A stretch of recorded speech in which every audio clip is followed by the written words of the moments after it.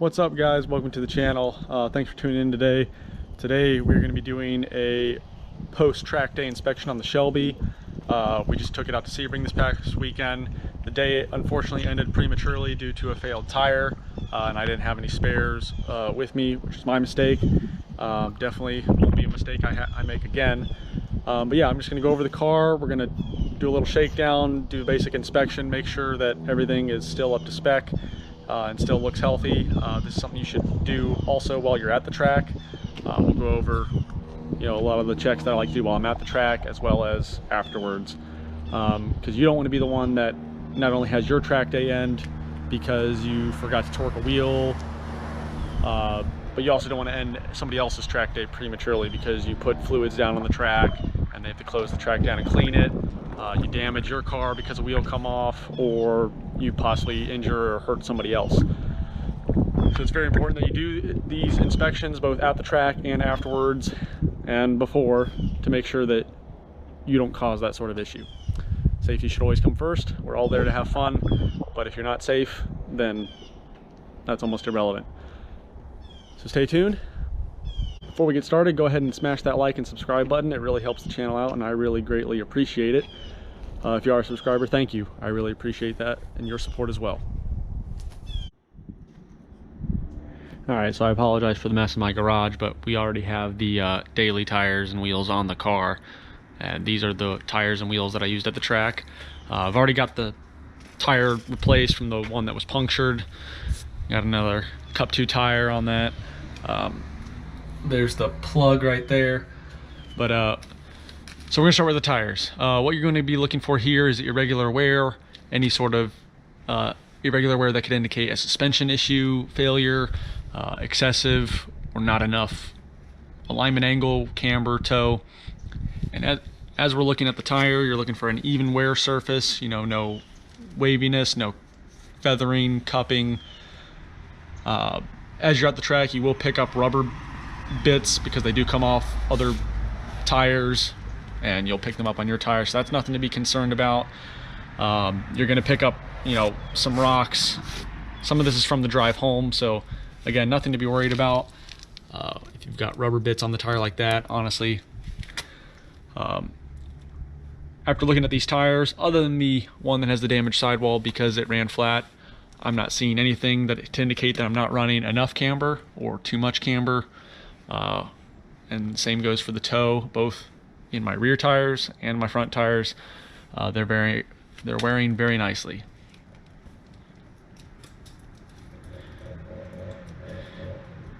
You also want to check that because it's going to help the tire last longer, and these tires are fairly expensive, so you definitely not only to get the maximum performance out of them, but also to get the longest service life out of them.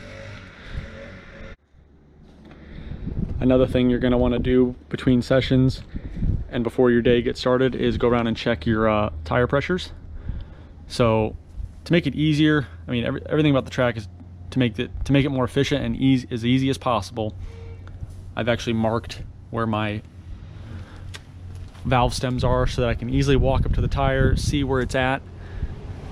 I'm not going to show myself checking the pressure. You should know how to check tire pressures. And these aren't even the wheels that I used.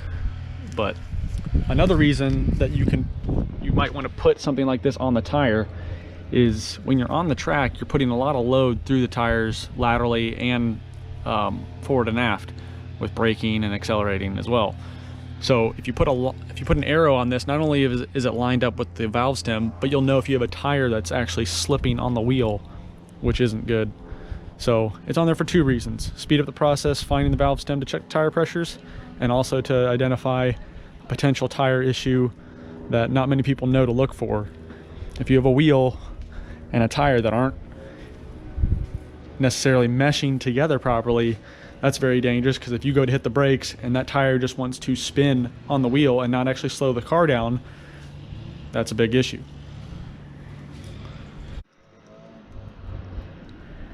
Staying with the underbody portion of the vehicle and suspension, we're going to inspect the brakes.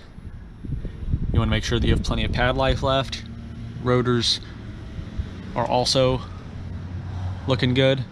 You want to make sure you don't have any uneven wear, high spots,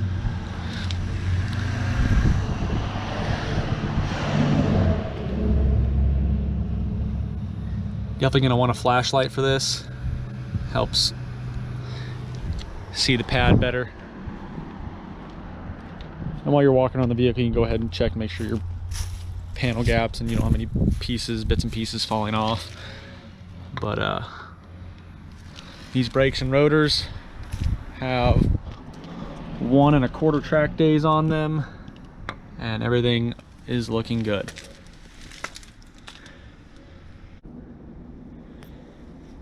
Now we're done with basically the underbody and the braking suspension part of the portion of the inspection, and the tires.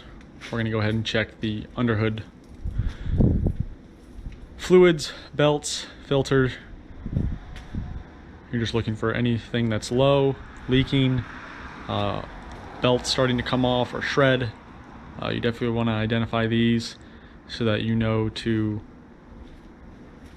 stop with the track day until you remedy the issue. If it's a fluid leak, you want to find the source of the leak, and if it's a belt starting to shred, you want to make sure that you identify that so that you don't have a belt come off, potentially cause more damage than had you identified it earlier, like coming off and shredding a hose or locking up, you know, getting tangled. So yeah, we're going to start with that. The filter, obviously going to look for any sort of like possible holes or debris that's, you know, excessively large in the pleats. I have one of these pre-filters on, so that really makes this simple. I don't have to worry about large debris or anything getting through that and plugging up the filter. Next, I'm gonna check the brake fluid. I'm gonna make sure that it's obviously still in the reservoir, so you know that you don't have a leak.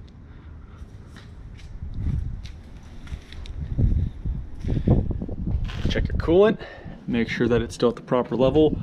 We are right between the min and the max, so that's good. And obviously it's going to be hot while you're doing this, and you want to do it while it's hot.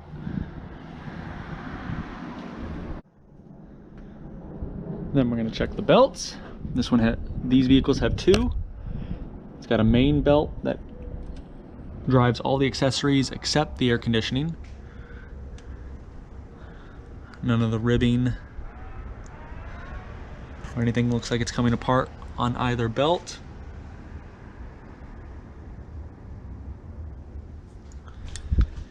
Next, we're going to check the engine oil.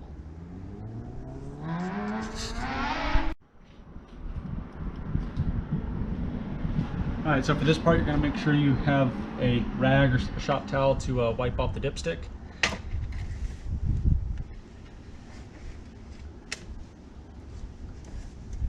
Obviously, make sure the car has been sitting for at least 5 or 10 minutes to let the oil settle back down in the engine oil pan, as well as make sure it's on a level surface. Some tracks are flatter than others.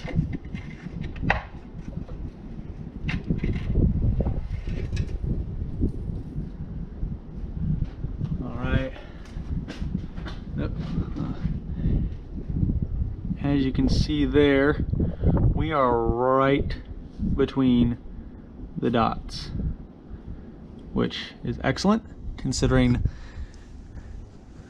this oil has about 3 1/4 track days on it, and total mileage is about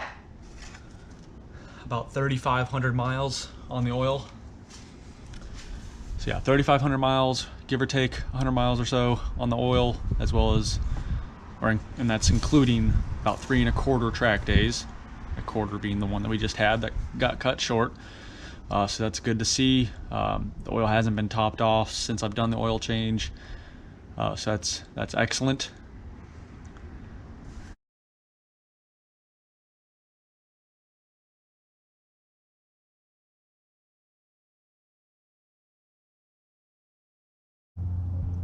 So I've got the camera tucked in the wheel well, and I'm showing the filter and the strategy that I like to use on it. For the 2015 through early model 2017 GT350s, you have a spin-on filter. These are known for causing issues with them coming off at the track because people don't torque them properly. You must torque them to the spec or they will come off. I've never had mine come off at the track or at any point or even loosen up. And this car has multiple track days on it. The strategy I like to use is, as you saw, that line. So once I torque the filter down to where it's up to spec, I will put that line at the 12 o'clock position, and then simply all I have to do is look through the wheel well with a flashlight, and I can see that the filter, whether it has moved or not. And like I said, it never has, but I still check it between every session because, again, you don't want to be the one that causes an issue for everybody else, not to mention yourself. And that really concludes the inspection. If you have, unless you have anything else to check, which I do, and we'll go into that. I have both the passenger side and the driver side oil separators. These have also not been checked since I did the last oil change, so I'm interested to see, you know, what they have in there.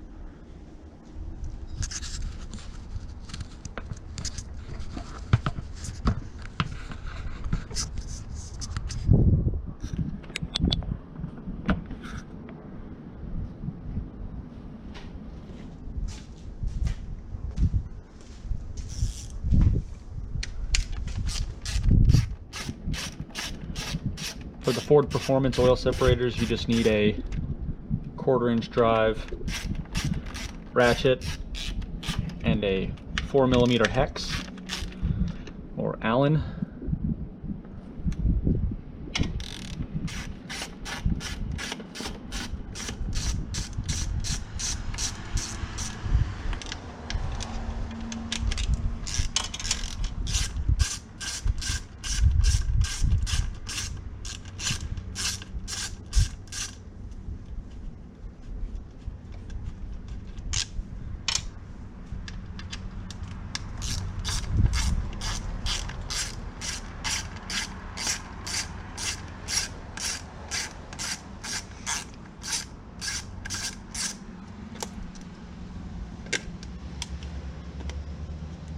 And then the whole top side of the canister will lift up.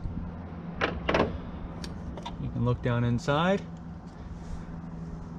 All right. So, I don't know if you can see that, but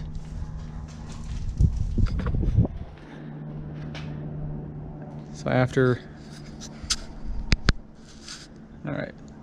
So after, again, about 3 1/4 track days and over 3,000 miles of driving, we have about 1/2 inch, a little less than 1/2 inch or more, give or take, of oil in that passenger side oil catch can, which will be the one that has the most oil in it. So considering the operating conditions of my vehicle in particular, that is fantastic to see. So now we're going to go ahead and check the driver's side, which we're not expecting much at all, definitely not as much as this one. But that is nothing unusual considering the vehicle does have some track days on it, as well as every time I drive it, I do drive it fairly spiritedly.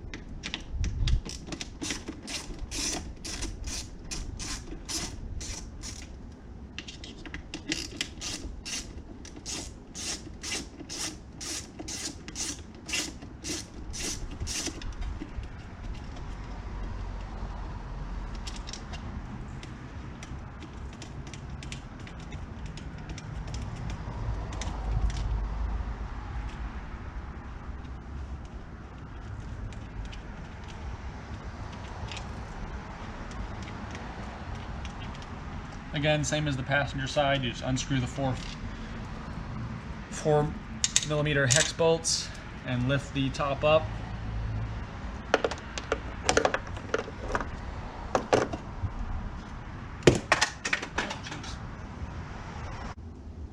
and there is basically nothing in there.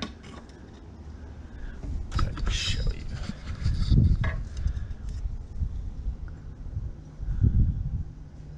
Very little residue.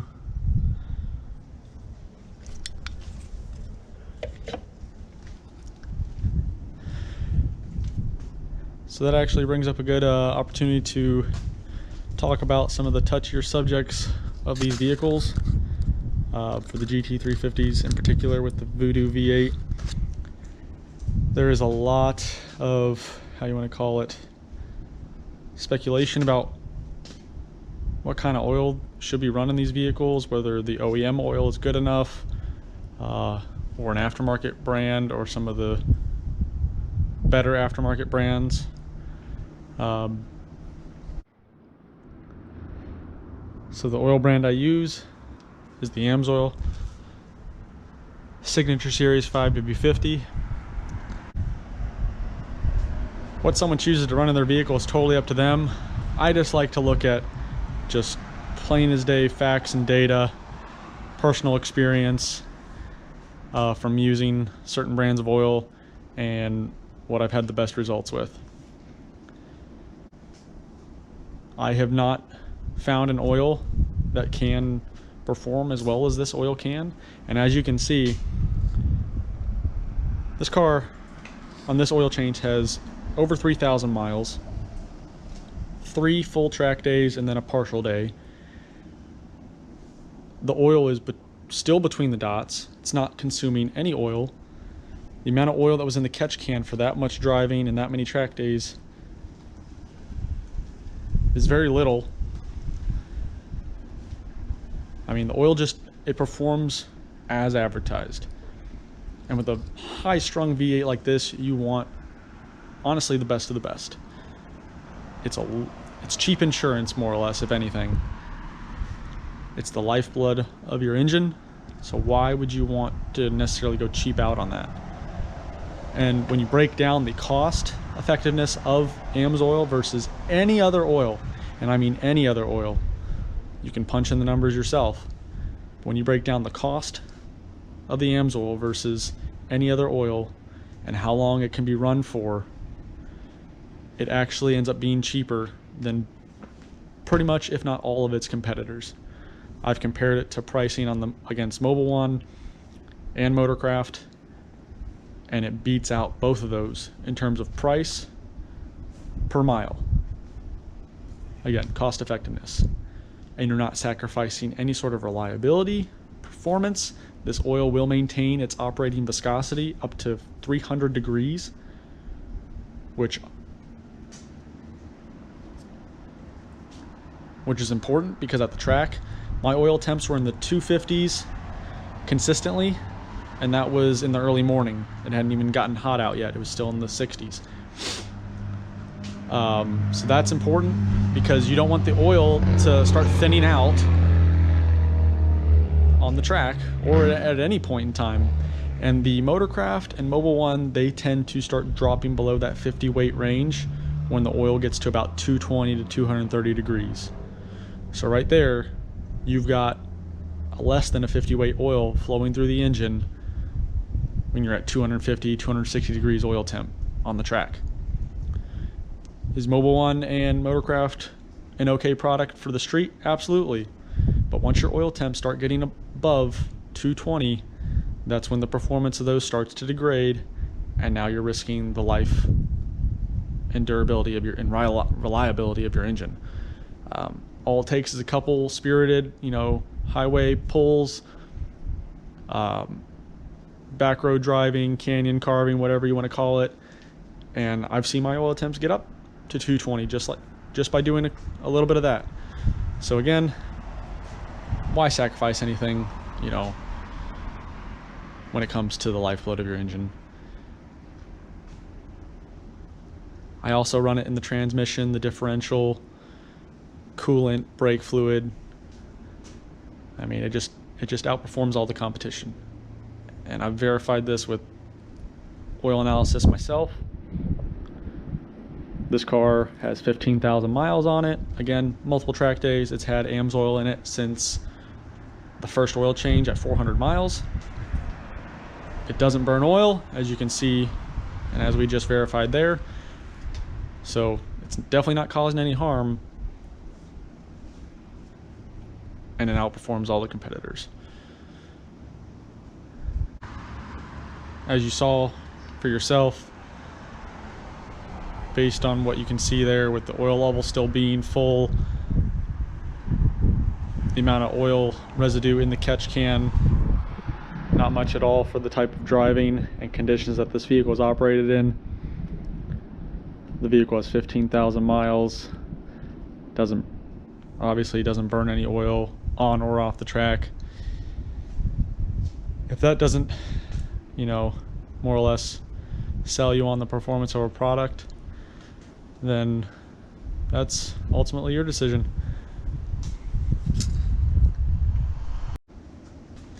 So that really concludes the inspection and shakedown of the vehicle. We've gone over brakes, tires.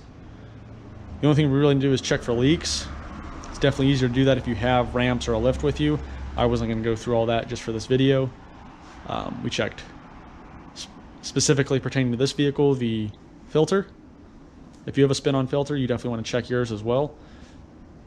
We checked the belts, fluids, and our oil separators to make sure that we don't have excessive amounts of oil in there. So that concludes our inspection on the vehicle. I hope you found it not only interesting but also helpful. That's my main goal with this channel. By no means was I trying to sell you on a product, but if you're a numbers person like me and you like to look at data and your results and goal or results driven, then this is the product. This is the product that you want to use, because nothing else, like I said, backed by data and results, nothing else performs like it. So I'm very happy with it. If you are interested in trying the product, I will provide my link down below.